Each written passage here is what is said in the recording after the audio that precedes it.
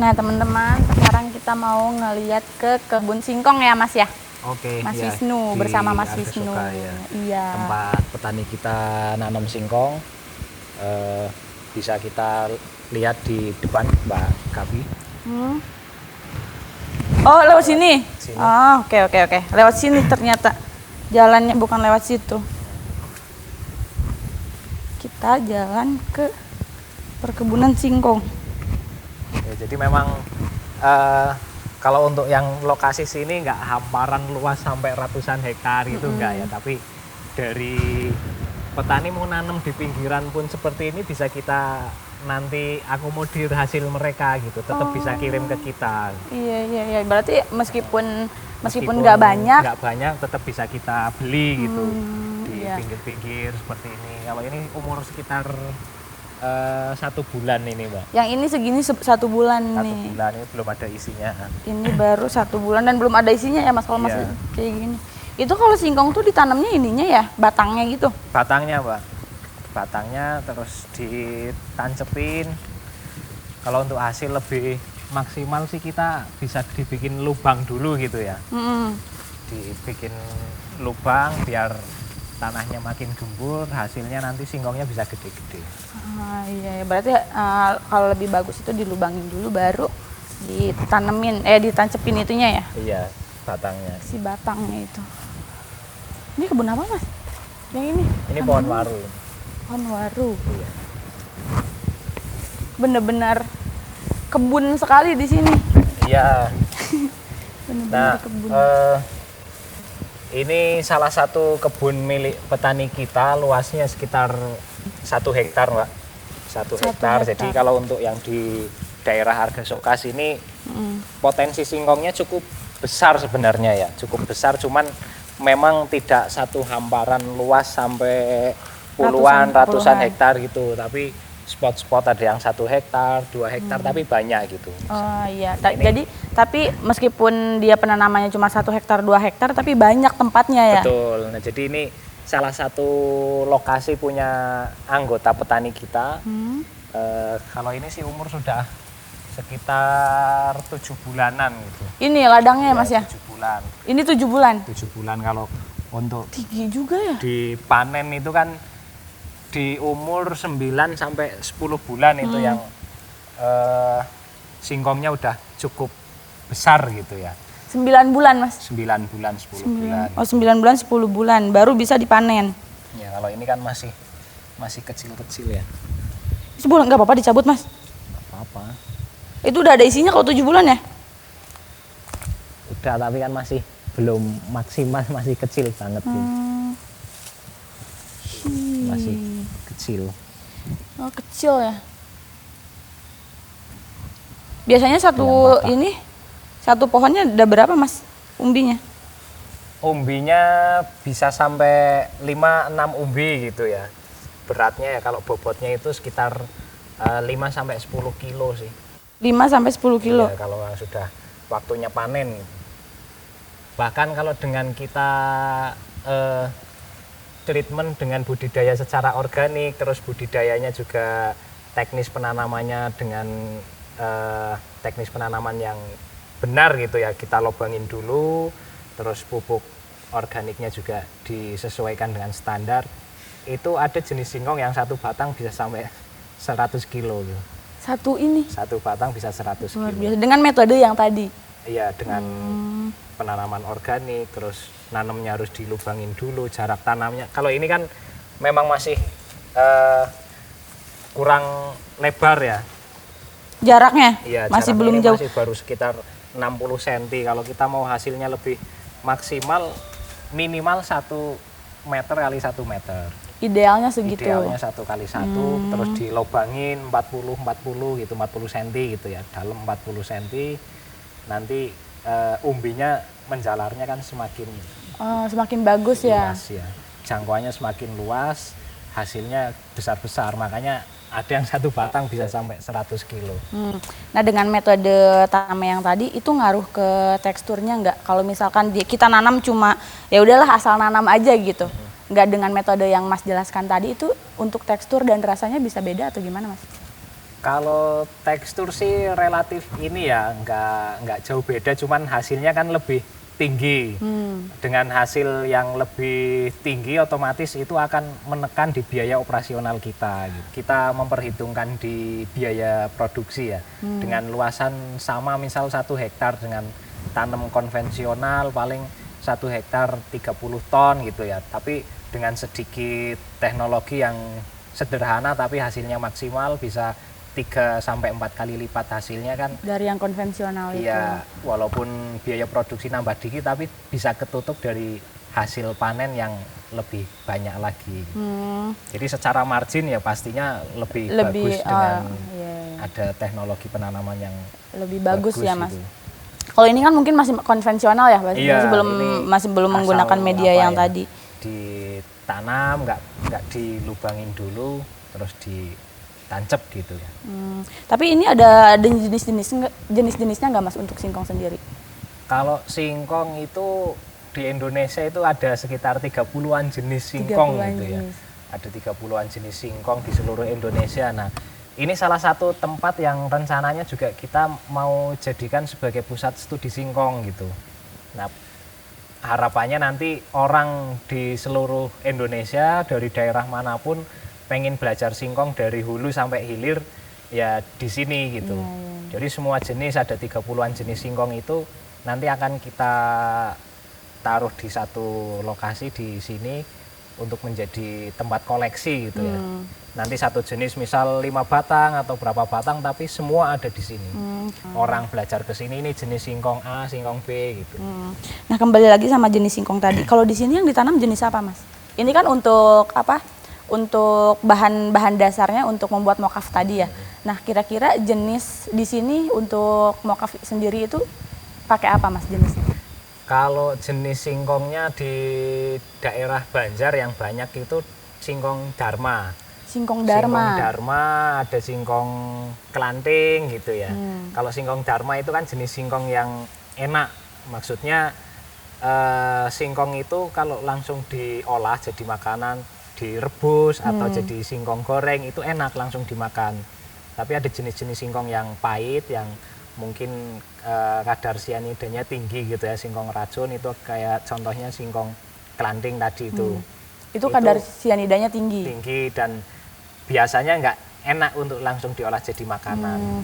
Nah, untuk apa? Untuk kadar sianida sendiri yang paling rendah dan paling bagus di singkong itu berapa, Mas?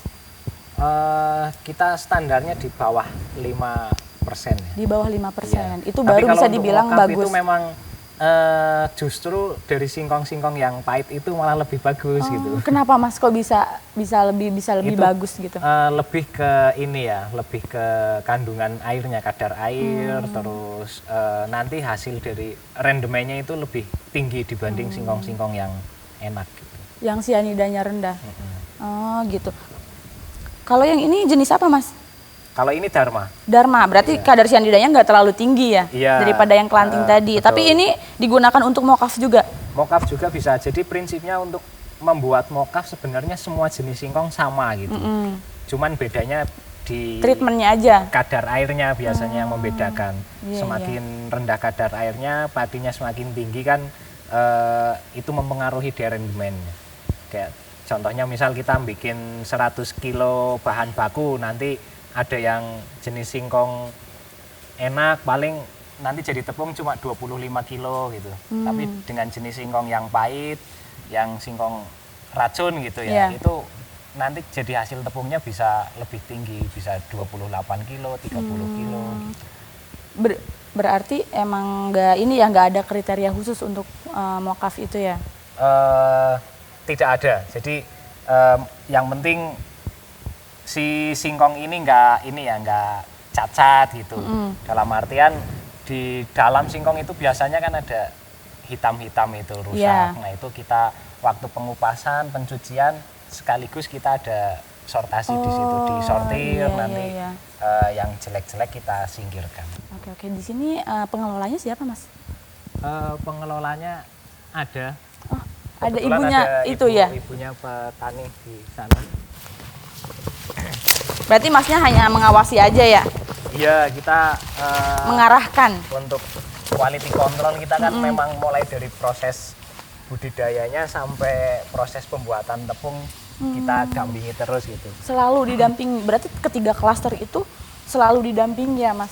Iya, kita ada apa namanya jadwal untuk pertemuan rutin gitu ya. Pertemuan rutin ya kita membahas ini untuk petaninya ya terkait dengan budidaya, terus ibu-ibu perajin mokaf itu terkait dengan proses pembuatan tepung gitu. Jadi supaya kualitasnya terjaga terus. Oke, luar biasa, Mas. Ibunya ini ya. Ibu permisi. Permisi. Mas, aku ngobrol sama Monggo, ibunya monggo. juga. Kasih ya Mas Wisnu. Sekalian aja kali ya kita bareng. Ibu misi. Namanya siapa, Ibu? Ibu Mukminati. Ibu Mukminati. Iya. Ibu yang ngelola ladang di sini. Iya. Ibu yang ngurus ini sendiri, Bu, Ibu mengelolanya. Ya, enggak ada. Oh, ada teman-teman yang teman-teman lain. biasanya, ya. Oh. Tapi Ibu yang lagi di sini. Ada yang nyangkul. Yang nyangkul biasanya siapa, Bu?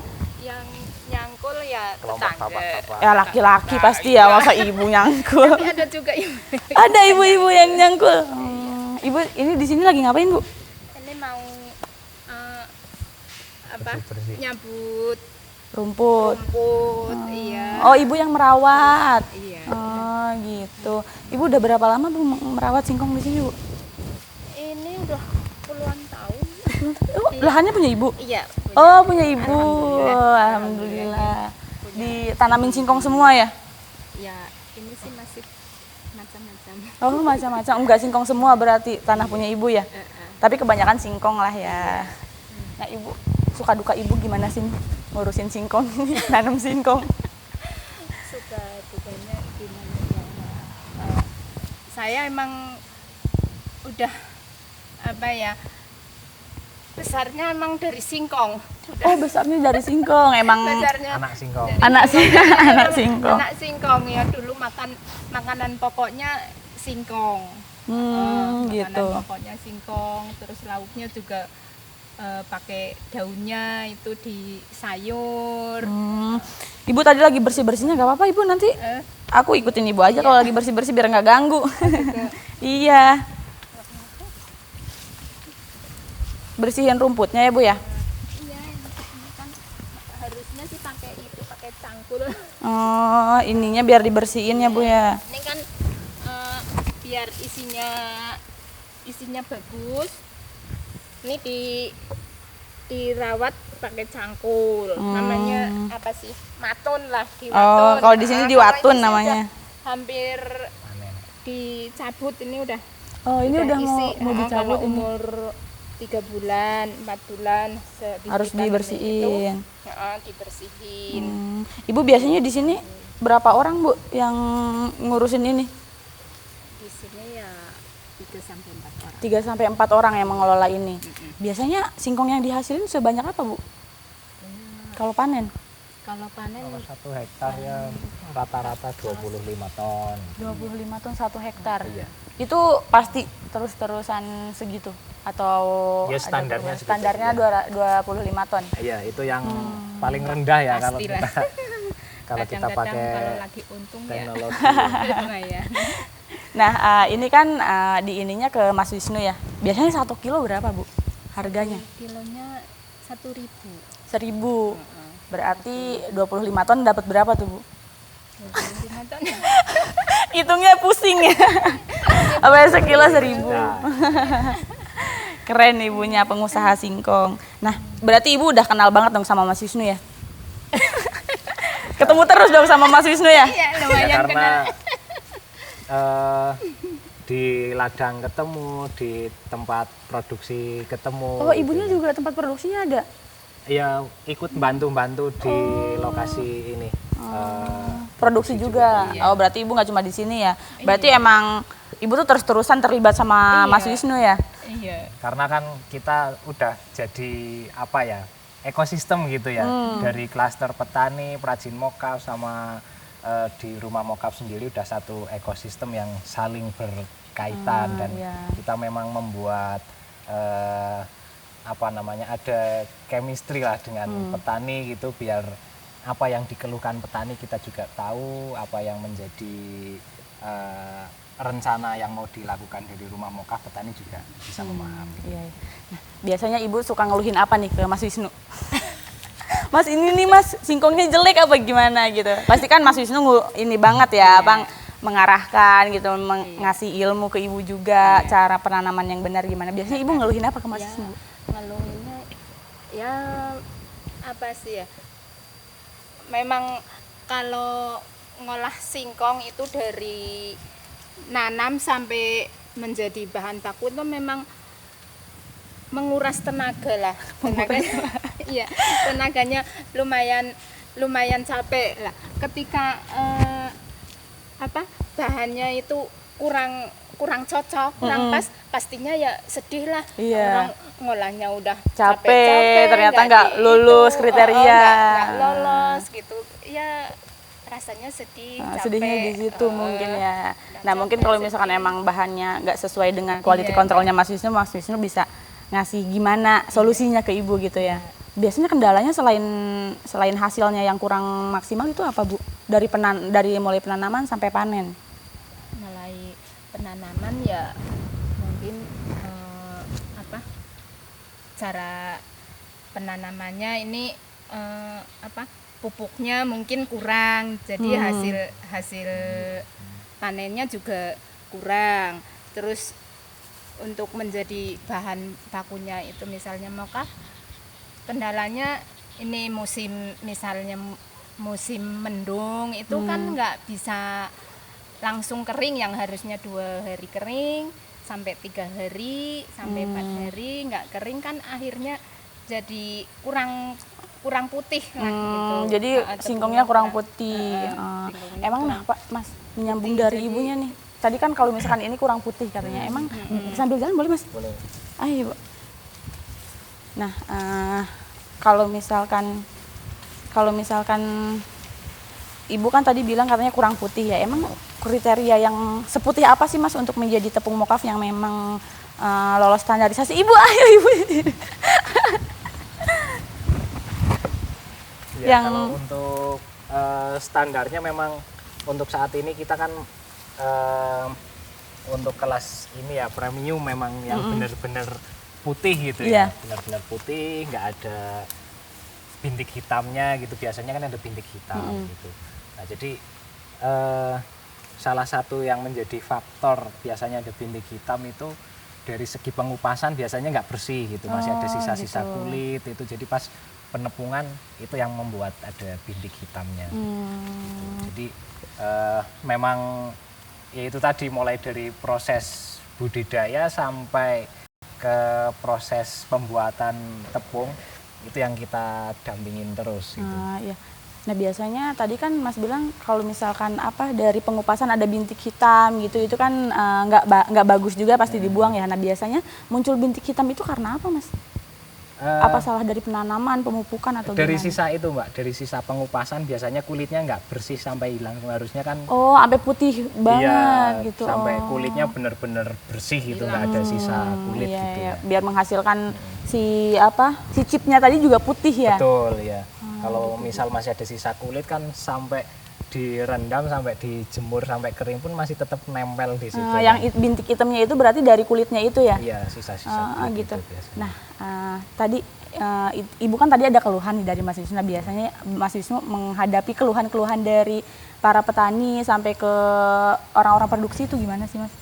Ya pastinya kita sering diskusi gitu ya, ngumpul bareng pas mungkin lagi pengupasan, bisa juga kita ngobrol-ngobrol di situ sambil ngobrol santai, sambil bekerja ngupas gitu. Apa yang jadi kendala mereka ya, tentunya dari keluhan-keluhan mereka kita akomodir, kita tampung, kita carikan solusinya gitu. Misal produksinya pas banyak kekurangan tenaga dan sebagainya, kita berusaha untuk Ya, intinya tambahin didiskusikan tenaga. sama-sama ya. Tuh, ibunya sangat beruntung sekali berarti mempunyai Mas Wisnu di sini ya. Selalu didampingi, selalu dikasih solusi, didiskusikan bersama gitu. Karena emang nggak banyak gitu loh petani-petani yang emang didampingi dengan baik gitu, Betul, Mas. betul. Ibunya sangat beruntung sekali. Nah, Ibu sini, Bu. Ibu kira-kira harapan Ibu nih ke depannya dengan kebun singkong ini dan juga terhadap apapun yang Ibu harapkan gitu di sini. Harapannya ya semoga dengan adanya produksi mokaf ini nanti harga singkong Bisa bisa naik. dinaikin lah. Bisa naik. Harapan Ibu ya harganya Ya, jangan segitu ya, iya. nantilah ya gitu ya.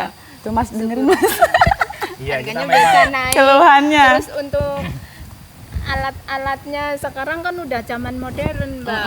Mungkin alat untuk mencangkul itu biar nggak terlalu capek pakai iya. mesin atau gimana itu, Mbak. Ya harapannya ya bisa jadi lebih baik lah Iya, ya Bu ya. Ya lebih semoga baik, nanti harapan-harapan Ibu juga bisa ya luar biasa Ibu. Semoga emang harapan-harapan Ibu nanti bisa terwujud dan juga hasil dari singkongnya bisa lebih meningkat lagi ya Mas ya. Ya, ya memang salah satu yang kita selesaikan permasalahan di singkong karena berawal dari harga Mbak ya. Iya. Dulu paling laku Rp300, bahkan 200, 400 gitu per kilo. Sekarang sampai kita 1.000. beli minimal 1.000. Dan itu kondisi masih kulitan gitu ya. Iya. Karena kita memperhitungkan HPP si petani nanam singkong itu, jadi kita beli yang petani masih dapat margin gitu. Ya luar biasa. Oke, Ibu terima kasih banyak ya sudah mau diganggu waktunya. Selamat beraktivitas lagi. Mas Wisnu juga semoga selalu memberikan pendampingan yang baik dan juga maksimal untuk Ya, para Mbak. petani Makasih, dan Mbak. juga orang-orang produksi sampai Siap. ketiga klaster tersebut emang bisa menghasilkan mokaf yang lebih luar biasa lagi. Amin. Oke, Mas Wisnu terima kasih banyak Oke, ya. siap Mbak. Terima kasih Makasih. banyak. Semoga rumah mokaf makin luar biasa ya Ibu ya. Terima kasih. Mari. Oke. Oke, nah jadi teman-teman begitulah cara penanaman singkongnya kayak gimana, kendalanya kayak gimana, dan ya berawal dari sini bahan baku untuk pembuatan tepung mokaf yang sudah go internasional tadi. Nah, nextnya kita ke tanaman apa lagi? Ikutin terus. Bye.